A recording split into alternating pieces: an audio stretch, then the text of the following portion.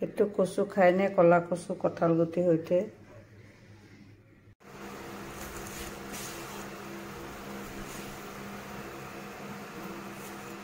কচু টুকুৰা কৰি সৰু সৰু টুকুৰা কৰি কাটি ললোঁ কঁঠাল গুটিও ফালি লৈছোঁ দুফাল দুফাল কৰিছোঁ আদা নহৰু কেঁচা জলকীয়া দিম আৰু জালুক গোটা জালুক মই পিচি ল'ম শেষত ওপৰত গোটা জালুক দিম সৰিয়হৰ তেল দিছোঁ অলপমান ভিজাই ৰাখি তেলতে বুটকিটা দি দিব ধুই বেছি দিব নালাগে এনেকৈ এটুকুৰা দিব মোৰ নিচিনা বনাই চাবচোন কেনেকৈ খায় বুটৰ দালি দিছোঁ মই এতিয়া চব্জিৰ ইমান দাম বাৰিষা চব্জি পাবলৈ নাই কঁঠাল আছে কচু আছে সেইকাৰণে কঁঠাল কচুকে খাওঁ আৰু বেছিকৈ এইকেইটা অকণমান ভাজিব লাগিব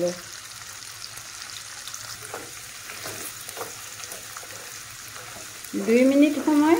এনেকৈ লাহে লাহে ভাজিব ইয়াতে এতিয়া এয়া 1 চামুচ হালধি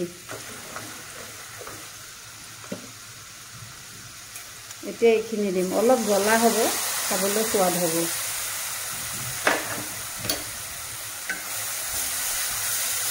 মছলাখিনি অলপ ভাজিব লাগিব লাহেকৈ ভাজক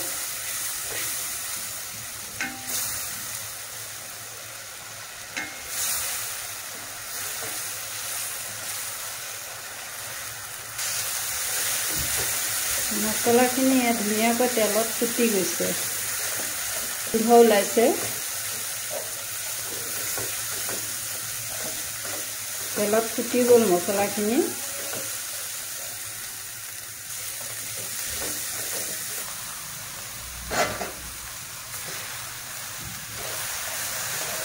কচু নিজৰ পানী ওলাব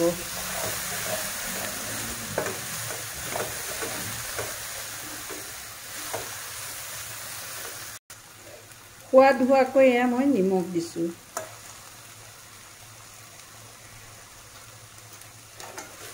কচু বইল কৰি পানী কেতিয়াও নেপেলাব আইৰণটো গুচি যাব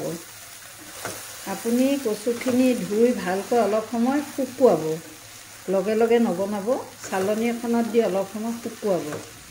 যেতিয়া পানীটো যাব শুকাই যাব তেতিয়া আপুনি তেল অকণমান সৰহকৈ দি জ্বলা দিব দি পেলাই ভাজিব ইমান সোৱাদ আমাৰ লোকেল বস্তু এতিয়া ঢাকনাখন মাৰি কম জুইত হ'ব দিম এবাৰ চাওঁ কচুৰ নিজৰ পানী এৰি দিছে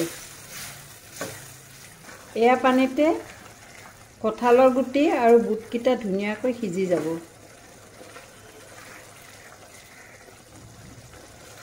কেতিয়াবা এনেকৈও সোৱাদ ল'বচোন আপোনালোকে একেবাৰে ঘৰুৱাহি মছলা দিছোঁ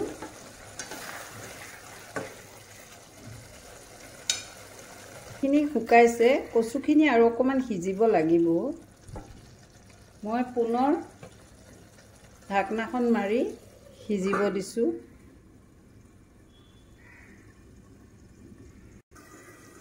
এতিয়া খুলি চাওঁ দেই ধুনীয়া হৈছে একদম আপোনাৰ অলপ গলি গৈছে থুপথুপীয়া হৈছে থুপথুপীয়াও খাব পাৰে আপুনি বোলে নহয় মই অলপ আৰু শুকুৱাই খাব পাৰে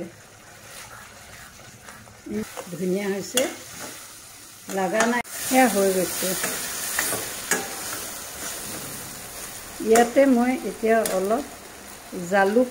দিম এয়া গুড়া কৰি লৈছিলোঁ জালুক এয়া ওপৰত অলপ জালুক দি দিছোঁ জালুক দিলে গোন্ধও ভাল হয় আৰু কচুত জালুকটো দিব লাগে কচু মছলাই হৈছে জালুক এয়া দেখিছে ইমান সুন্দৰ দেখিছেনে কিমান সুন্দৰ আপোনালোকে এনেকৈ ট্ৰাই কৰিবচোন মোৰ নিচিনা কচু এনেকৈ খাবলৈ